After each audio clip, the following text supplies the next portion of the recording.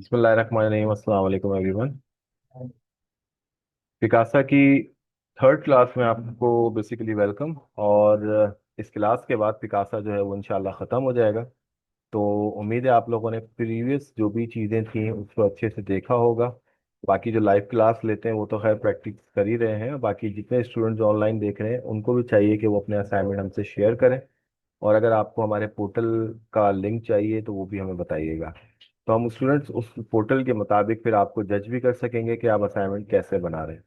Last time हमने discuss किया था कि कोलाज को हम कैसे बनाते हैं, और बेसिकली आपको एक फोल्डर की ज़रूरत होती है। उस फोल्डर के अंदर मुख्तलिफ पिक्चर्स को आप कैसे लेके आते हैं, ये हमने फर्स्ट और सेकंड क्लास के अंदर डिस्कस किया था।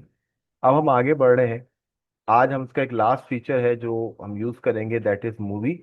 तो आज हम क्रिएट अ मूवी करने जा रहे हैं। आपको करना क्या है कि जो ऑलरेडी आपने फोल्डर लिया हुआ है या जिस फोल्डर के अंदर जितनी भी पिक्स हैं, जैसे कि यहाँ पे 100 पिक्चर्स हैं, ठीक है, यहाँ पर भी बहुत सारी पिक्चर्स आपको नजर आ रही होंगी। तो ये तो खैर ऑटोमेटिकली कंप्यूटर ने पिकासा के जरिए जो है वो अपलोड कर दिया यहाँ पे। बट अदरवाइज ये है कि अगर आप चाहें तो अपनी मर्जी के मुताबिक भी अपनी पिक्चर्स को अपलोड कर सकते हैं।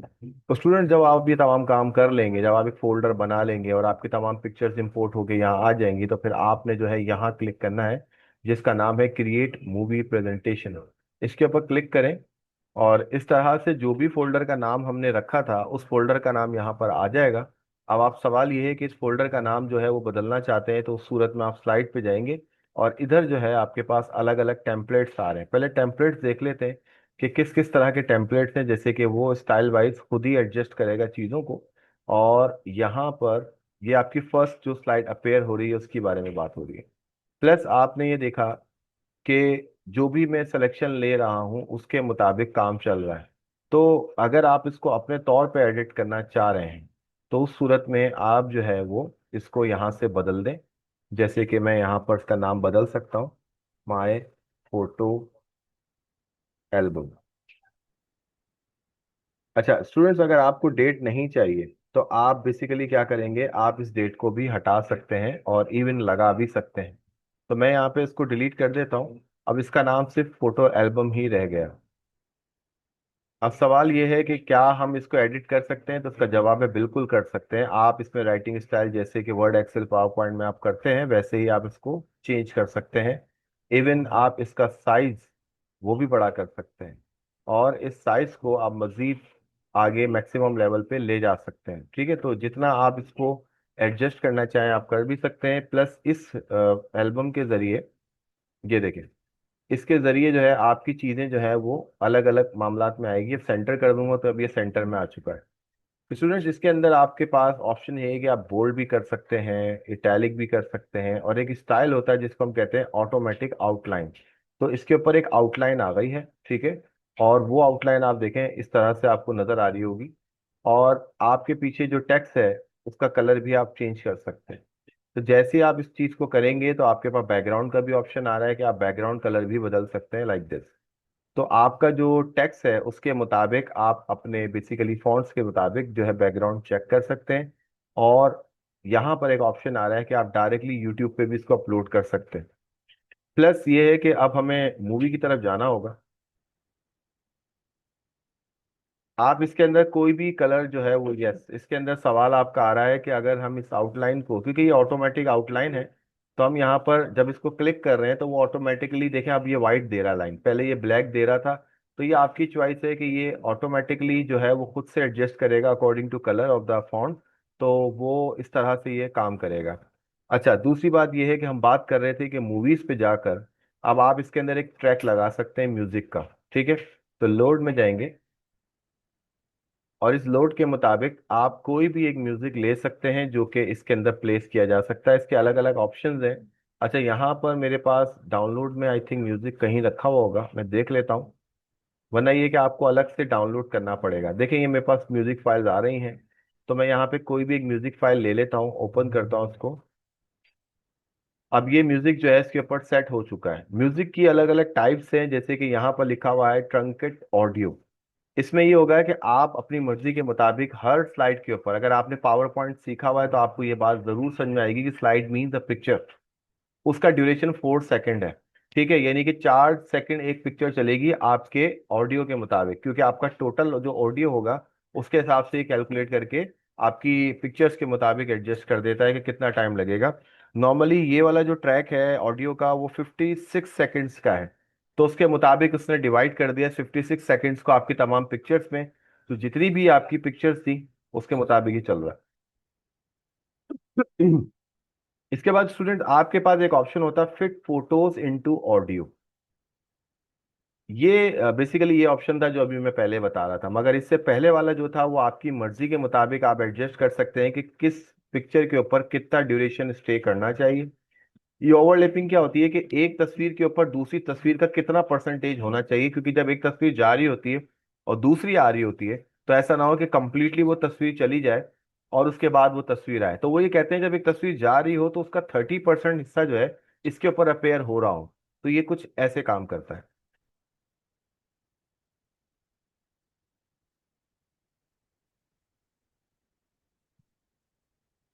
अच्छा जी, अब मैं कोशिश करूंगा कि साउंड आपके साथ भी शेयर किया जाए, थोड़ा सा मुझे वक्त दीजिए, क्योंकि आवाज़ सिर्फ मुझे ही आ रही है, मैं चाह रहा हूँ कि आवाज़ आपको भी आए।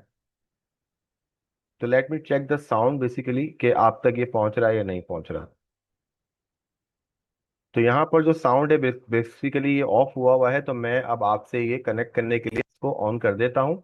अब मेरा साउंड भी आपके साथ शेयर हो रहा है। अब आप दोबारा से इसको देखिएगा, देखें आपको अब आवाज़ आ रही होगी इसके अंदर। तो मुझे तो खैर बहुत तेज आवाज़ आ रही है, क्योंकि मैंने यहाँ से वॉल्यूम जो है वो देखें।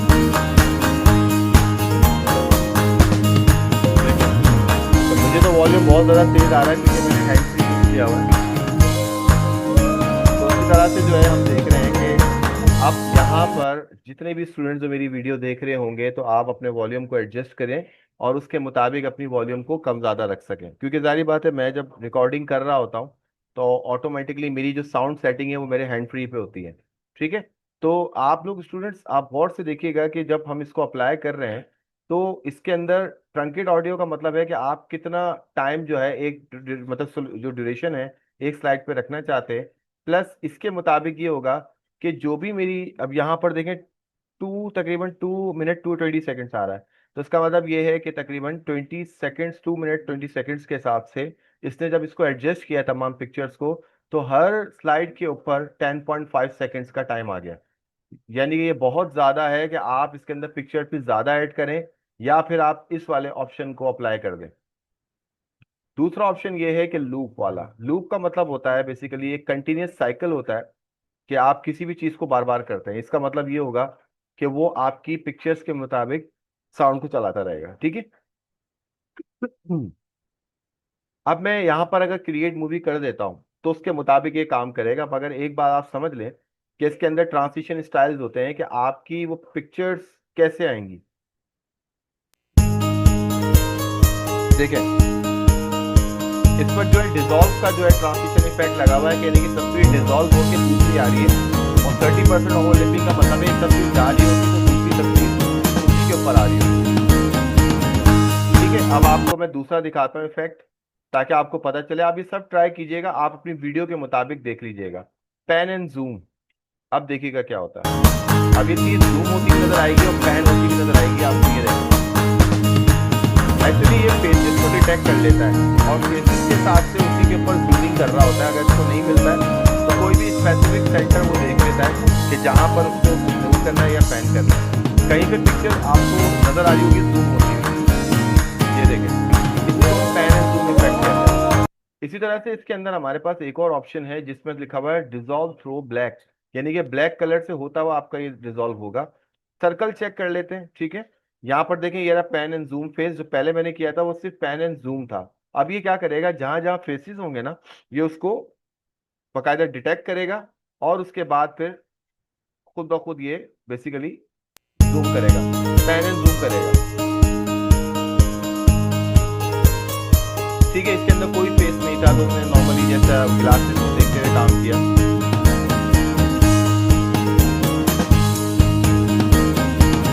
अभी हमारे पास आगे जो पोस्ट है उसके अंदर कहीं ना कहीं स्पेस है। ठीक है। और देख लेंगे इस पे वर्क कर दिए, देखें इसकी मैं बात कर रहा हूँ। तो तो ऑटोमेटिकली ये फेस डिटेक्शन जो है इसको लेकर ऑटोमेटिकली इसको पैन एंड जूम कर देता है। ये देखें आप। तो स्टूडेंट्स ऐसे ही अगर आप कोई फोटो एल्बम बनाना चाह रहे हैं और उसके अंदर कुछ इस तरह की चीजें हैं जिसके अंदर आप ऑटोमेटिकली फेस को डिटेक्ट करवाना चाहते हैं, तो ये वाला ट्रांजिशन स्टाइल सबसे अच्छा है। इसी तरह से अगर हम सर्कल पे जाते हैं तो हर बेसिकली स्लाइड जो है वो सर्कल की तरह काम करेगी। देखें कैसे,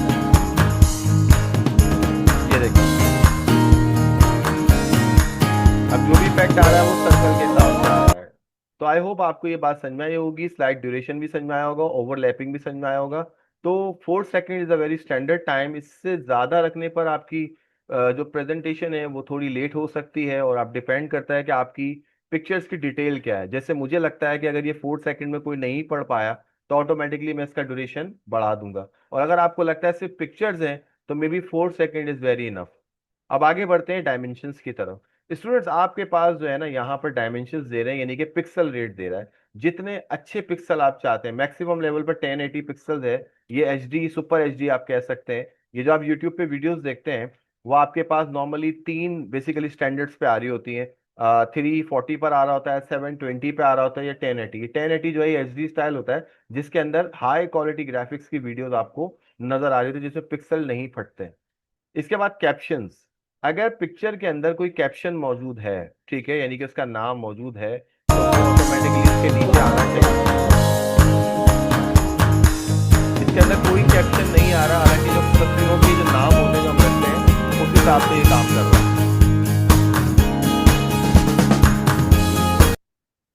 स्टूडेंट इसी तरह से फुल फ्रेम फोटो क्रॉप, यानी कि आप इसको फुल फोटो फ्रेम क्रॉप करेंगे तो ये कुछ इस तरह से होगा, यानी कि वो अकॉर्डिंग टू पिक्चर जो है आपकी सेट हो जाएगा। और हम यहाँ पर एक और फिल्टर लगा के देखते हैं, वाइप। वाइप होता है ना, जैसे आप साफ करते हैं किसी चीज को, तो वो लेफ्ट राइट या अप एंड डाउन जैसे भी आप करते हैं, यानी कि ऐसे आप वाइप करते हैं तो उसका इफेक्ट कुछ इस तरह से होगा। ये देखें, तो इसने क्या करा, आपकी पिक्चर को फिट कर दिया जो भी इसका साइज है। तो पिक्चर का साइज बड़ा मैटर करता है। फाइनली फिर आपने क्या करना है, स्लाइड में जाना है। तो आप यहाँ पर तो एडिटिंग कर रहे थे टेक्स्ट की, क्लिप में जाने के बाद आप यहाँ पर बेसिकली और पिक्चर्स ला सकते हैं, ठीक है। इन्हीं पिक्चर्स के साथ आप क्या क्या कर सकते हैं, इस पर राइट क्लिक करके तो देखेंगे तो आपने देखा कि एक टेक्स्ट स्लाइड ला सकते हैं। आप इसको रिमूव कर सकते हैं। व्यू एंड एडिट में जाएंगे तो पिकासा के उसी सॉफ्टवेयर पे या उसी जगह पे चले जाएंगे जहाँ पे आप क्रॉप कर रहे थे, फिल्टर्स लगा रहे थे, तो ये आपको वहीं पर ले जाएगा। आपके पास यहाँ पर भी वॉल्यूम का ऑप्शन दिया हुआ है, ठीक है। और इसी तरह से आप इसको प्ले फुल स्क्रीन करना चाहते हैं चेक करने के लिए, तो ये भी हो सकता है। तो इस पर ये फुल स्क्रीन के ऊपर आप चेक करना चाह रहे हैं तो वो वहाँ पर आपको ये ऑप्शन मिलेगा। सेव दबाकर आप वापस से अपनी उसी जगह पर जा सकते हैं, ठीक है। और अगर ऐसा नहीं होता है तो आप डबल क्लिक भी कर सकते हैं, यानी कि आपके पास ऑप्शन है कि मेरे पास तो मैं रिकॉर्डिंग चल रही है तो मैं डबल क्लिक करके इसको वापस अपनी जगह पे ले आया। स्टूडेंट जब ये सारा काम हो जाएगा, आप कोई नई पिक्चर इसके अंदर ऐड करना चाह रहे हैं वो आपकी मर्जी, इसको निकालना चाह रहे हैं वो भी आपकी मर्जी है। इसके बाद फाइनली आप क्रिएट मूवी पे जाएंगे। यहाँ पर आपको थोड़ी सी एक एहतियात करनी होगी एक्सपोर्ट करते वक्त। जितनी ज्यादा पिक्चर्स होंगी उतना ज्यादा ये टाइम लेगा, ठीक है। अब यहाँ पर आप देख सकते हैं कि ये मूवी बनना शुरू हो गई है, और उसके बाद फिर ये आपके पास ऑप्शंस आना शुरू हो जाएंगे, जिसमें जब तक ये चल रहा है मैं आपको वैसे ही बता देता हूँ, थोड़ा थोड़ा ब्लर है बट आई होप आपको नजर आ रहा होगा। अपलोड टू यूट्यूब, यानी कि डायरेक्टली आप यूट्यूब पे अपलोड करना चाहते हैं। आप इसी के अंदर से कोई स्क्रीनशॉट लेना चाहते हैं।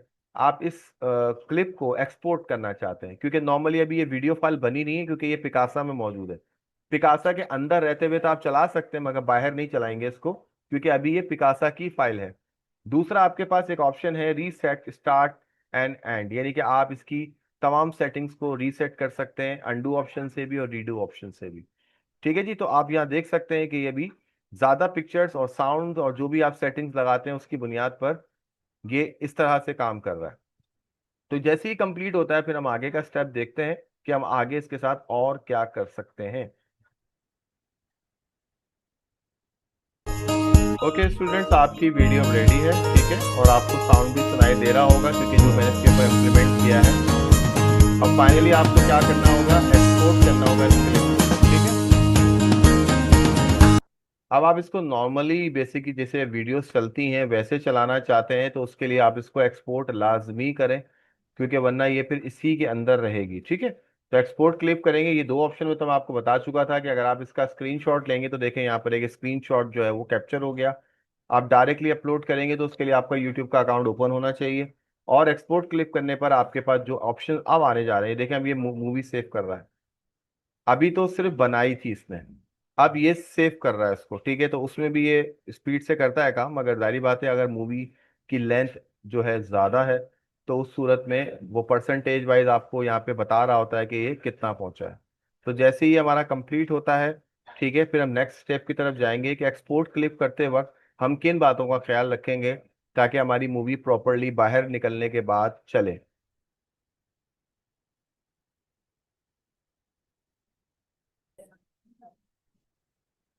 अब जैसे कि हम यहाँ पर देख सकते हैं कि सेविंग मोड जो है आपका तकरीबन 100% पे पहुंचने वाला है, ताकि आपको पता चले कि अब हमें क्या करना है। स्टूडेंट्स, आपकी मूवी जो है वो एक्सपोर्ट हो चुकी है। ठीक है, आप इस पर क्लिक करेंगे तो आपको ये यहाँ पर नजर आ रही है। ठीक है,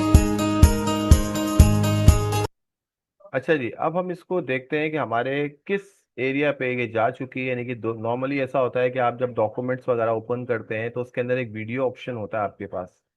सही है, यहाँ पर जो चीज़ मैंने कैप्चर की थी वो अब आ जाएगी आपके पास। सही है, तो यहाँ पर हम पिकासा ढूंढेंगे। पहले तो हम डॉक्यूमेंट्स में जाते हैं, क्योंकि नॉर्मली इसका एक फोल्डर बनता है आपके डॉक्यूमेंट्स में पिकासा के नाम से। ठीक है, उस पिकासा को आपने फाइंड आउट करना है, और इसकी लोकेशन वैसे वो दे रहा होता है। तो पिकासा हमारे पास कहाँ है देखते हैं। यहाँ तो नहीं आ रहा, खैर, क्योंकि वो बकायदा पिकासा के नाम से आपके पास आ रहा होता है स्टूडेंट्स। तो हम इसकी लोकेशन को चेक करने के लिए वापस पिकासा पे चलते हैं, एक्सपोर्ट में जाते हैं। मैं इसकी बात कर रहा था, अब आप जो भी वीडियो एक्सपोर्ट कर रहे हैं, देखिए my picture, Picasa, export, exported videos. तो हमें माई पिक्चर्स के अंदर जाना होगा। हम एक्चुअली जा रहे थे वीडियोस के अंदर, दैट्स वाई हमें नहीं मिला।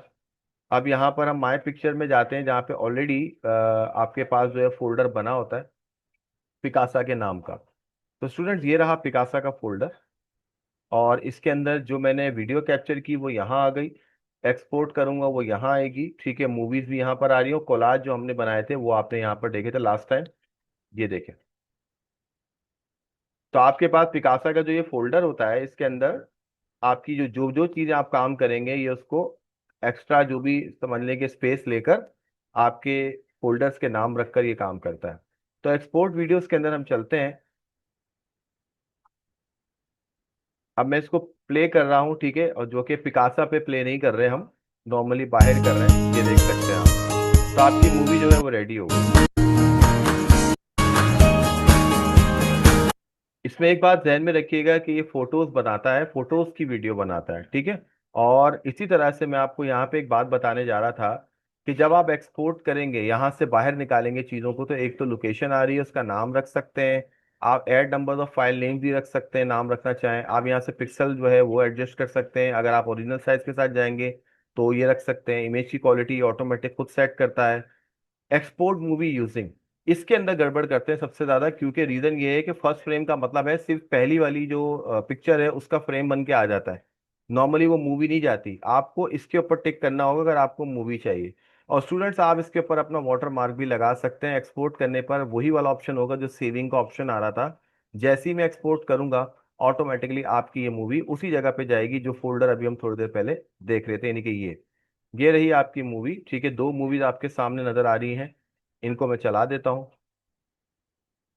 ठीक है, एक तो उसने क्रिएट किया था, ठीक है, क्रिएट का अलग आया, फिर मैंने उसको अलग से बोला कि इसको सेव कर दो, तो उसने सेव भी किया उसको। दोनों मूवीज एक ही हैं। ठीक है, बस जैसा मैंने उसको कहा उसने वैसा काम किया। ये देखो, तो आई होप स्टूडेंट्स आपको ये पिकासा सॉफ्टवेयर अच्छे से समझ में आया होगा। इसके अंदर और भी बहुत सारे फीचर्स हैं, जैसे आपको मैं बता दूं कि इसके अंदर अगर हम बैक टू लाइब्रेरी जाते हैं तो इसके चारों तरफ कोई ना कोई ऑप्शन मौजूद है। सही है, तो मैं आपको मेन मेन ऑप्शन बता देता हूँ जाते जाते, ताकि आप इसको अच्छे से समझ सकें। स्टूडेंट, ये वो जगह है जहाँ पे लोगों को देखा जा सकता है।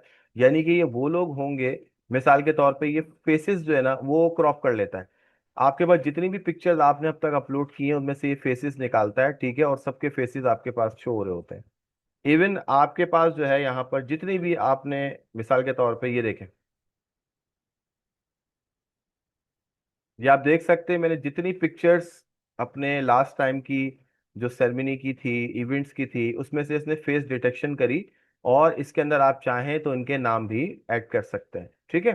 तो स्टूडेंट्स, आपके पास इसी तरह से एक ऑप्शन होता है प्लेस का, ये आपकी मैप की लोकेशन भी बताता है, और आप चाहें तो जब जब आप पिक्चर्स वगैरह अपलोड करते हैं तो ऑटोमेटिकली आप जो है वो इसके साथ अपनी लोकेशन भी डाल सकते हैं कि आपने ये पिक्चर कहाँ ली थी। फिर आप किसी भी एक पिक्चर को ले लेते हैं, मिसाल के तौर पे हम ये पिक्चर ले लेते हैं, और इसके बाद हम यहाँ क्लिक करते हैं। तो आप इसके हवाले से कोई टैग लिखना चाहते हैं तो आप टैग लिख दें, नाम भी हो सकता है, जगह भी हो सकती है, इवेंट भी हो सकता है, कुछ भी। और अगर प्रॉपर्टीज में जाते हैं तो प्रॉपर्टीज हमें ये बताती है कि इसकी लोकेशन क्या है, कितने साइज की है, क्या डायमेंशन है, ठीक है, किस डायरेक्ट पे इसको डाला गया था, और इसकी ओरिएंटेशन क्या है, ठीक है, और इसी तरह से इसकी जेपेग क्वालिटी क्या है, 100 में से 80 दिया हुआ इसमें, ठीक है। यूनिक आईडी क्या है इसकी, वाइट बैलेंस, इवन आपको पता है कि ये कैमरे तक की रिजल्ट बता देता है कि किस कैमरे से इसको खींचा गया है। तो ये ऑप्शन आपके पास ऊपर भी आ रहे हैं, आप इसको ट्राई करें।